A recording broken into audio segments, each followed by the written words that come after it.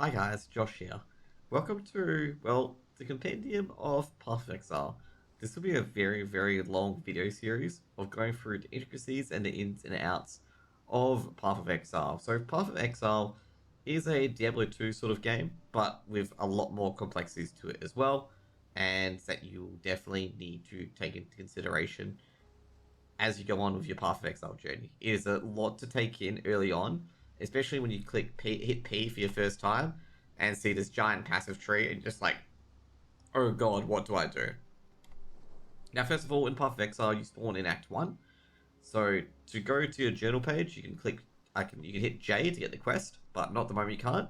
If you want to go to your socials, you can hit S and you can see your friends as well. Around here is your quest log, they'll pop up shortly. Here is your mini map. You can click tab just like in D2 to show your mini map here. You can also go through these various options with the UI to make your map less transparent, more your map zoomed in, and vice versa. There are a lot of nice little options that you want to tick. So the main things is here, you want to probably tick the item sockets, show full, support gem utility, pop up. You probably want to like highlight and like go through this scene as I scroll down bit by bit to see which options to tick, because some of these options are very important to tick and to have at the same time. So that's really good. You better do that as well, okay? That's to make sure no one sees it when I go in. Overall, you can show your clock as well. You know, that also is a bit helpful as well to see what time it is wherever you are, which I'm not sure where it's shown. Oh, it's here actually. There it is. So it's 9:28 as I'm recording this. So the first things first is we go through the options, game menu, and you end up somewhere like this where you have a Dying Exile and a Wand. Or depending on your class, you have a different weapon based on your class. So first things first, you want to pick up your Wand. And then you want to talk to this guy, and he turns into a zombie. Now, you just basically beat up the zombie with your melee weapon, and you'll get your first gem, which is Fireball. Now, what you can do is that you put Fireball in this socket, and you have Fireball active on your bar automatically, and it'll put you there as well. So there's different types that you want to take a look at here as well. So in this equipment overall, there is a socket that is linked. If you ever played Final Fantasy VII with Materia, you understand the system quite well. It's kind of similar with Materia. But as you can see here, a blue gem can go into a blue socket. And obviously if I get a red gem or a green gem, it can go into these sockets in particular. There are another kind of socket, which is a white socket, which means any color can be accepted. Overall, this is just a good starting base. And basically after that, to use the ability, you can assign the ability to any of these commands. As you can see here, you can also clear the slot by highlighting this area, clear the slot, or you can put it to attack or move only. Generally speaking, you will probably want to put it to attack. Eventually, there is a ability called a guard ability, which you want to put on here because you can move and trigger the guard ability at the same time. But overall, you can put all your abilities on this quirt area, middle mouse button, right mouse button, and left as well. You can also hit control for another set of buttons as well. I'll reserve these for auras, which we'll get into a bit later. So at the start, we're just going to be Fireball. So with the Fireball, I'll put the tab map down here. You basically explore the map, launch fireballs at the enemies. Basically at the start, like, you know, taking on 20 enemies is a bit of a fluke at this stage, but just take a mob one by one. Be aware that most of these mobs are AoE. So basically most of the abilities are AoE, so it won't hit one single target. Also, another thing to be aware of, if you take a bit of health damage here and there, you can always regen it by using one of the potions here. So you can hit one and it'll give you a bit of a regen. There's multiple different potions, but at the moment you should only worry about the health potion and the mana potion. There are other potions that give specific stats, but we'll basically go through it as we get to it. So you can see here with Fireball, Fireball does a little bit of dot damage as well. So you can see some of the mobs are burning, and that's what you call a status ailment. So Fireball has a chance to ignite enemies, which does a dot damage over time. And yeah, so next up, we're going to get to the passive. So at the moment, we've learned how to fire an ability. Now we get to the passive tree. Now, so every level that you get, you're able to buy a passive. And this obviously seems very overwhelming. And when you get to this point, you should immediately go onto Poppins, which is a website which I'll put in the description, or a PoE Vault, or any other build-oriented website for PoE. The reason why I recommend to do this is because PoE is quite complex in its way that you're given a lot of tools, but you're not given what the tools can do, basically. So following a build gets you an idea of what one tool set can build, and then you could transfer that skill set over time to build different sort of builds, and then you'll get used to the passive section on what you need for your build of preference. If you don't understand what I mean there, it's just basically giving you some experience, practical experience, so you can utilize that for the next part. Now, basically, different classes stay in different slots. So, obviously, this is the intellect area, so pure intellect, which is just the witch. Down here is the Templar start, which is strength and int, so you can see here's the in between. Then it's the Marauder. I'm actually not sure who starts down there, but obviously it's between strength and dexterity, which is the green gem, which I believe would be the Shadow. This would be the Ranger. Sorry, not the Shadow, the Duelist. This would be the Ranger, and this would be the Shadow. And the final character is the Scion, which is down here. Now, we'll go through these characters with you as well, since we went through the play so far as a witch. We'll go through the different characters right now for you. So as you can see here, this is probably the first screen that you pop up to. Always do the League, okay? Regardless of what it is, always do the League. Not many people play the Standard too much, but you should always do the League.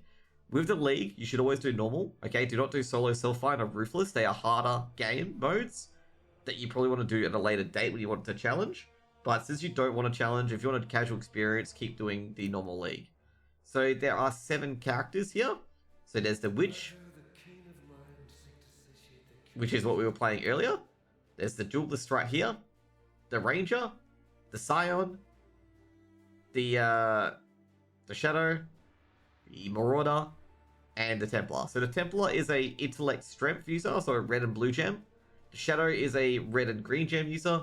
Marauder is pure red generally, but most of the builds are built with a red and blue in mind. Scion is any.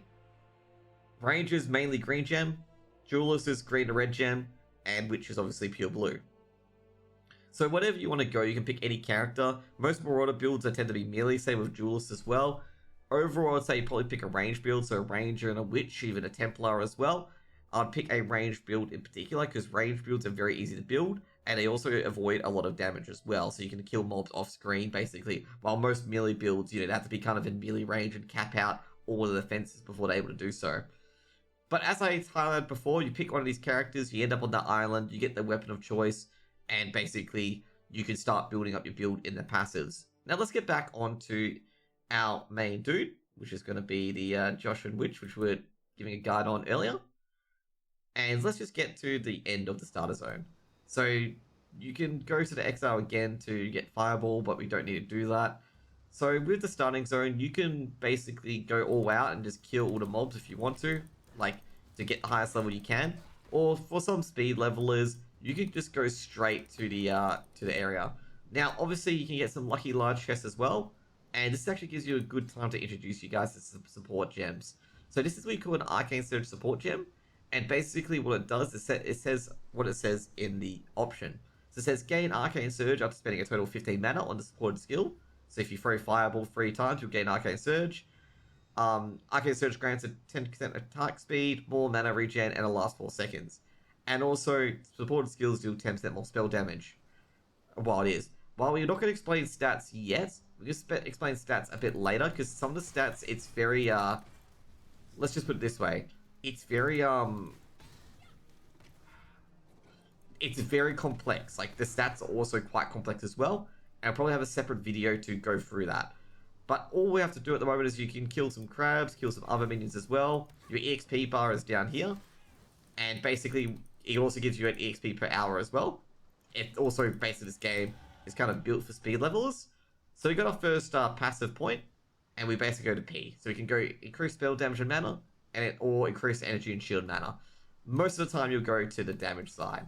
And as you can see here, you can build towards different passives as well. So there's a normal passives, which gives you a bit of a increase in damage. And then there's, you know, basically these golden passives that give it increase in life and mana, or anything in particular. They're like bigger varieties of it. Last but not least, there are also jewel sockets as well, and masteries as well. So a jewel socket, you can insert a jewel, which you get a bit later, which has the stats on it. And also there's a mastery socket where you can get a certain mastery, one of these masteries, if you get the golden point in the respective area. But last but not least, we're going to get to the first boss, which is Hillik. So Hillik is the first boss of this area. So Hillik is just a giant zombie. It gives you guys a bit of practice on, dodging boss mechanics and stuff like that as well, and also using your abilities as well. Hillik is not that hard. So you can actually defeat Hillik with ease. So you can see here that I'm tanking all of Hillik's hits, but just blasting him away. And Hillik drops a bit as well. So you can definitely pick those up as well and go into the first area. So the first area is Lion's Eye Watch, okay? And basically just like Diablo 2, you get your first set of quests here, and you'll be occasionally going backwards and forwards between these quests, basically. You'll be going backwards and forwards. So that's what you want to do, basically. Also, as well, you can get, as we're going to go through here, you can also get different gems from as quest rewards as well, okay? So as you see, lightning tendrils. Generally these builds, there's always builds associated with these gems as well. So be aware that you can get gems from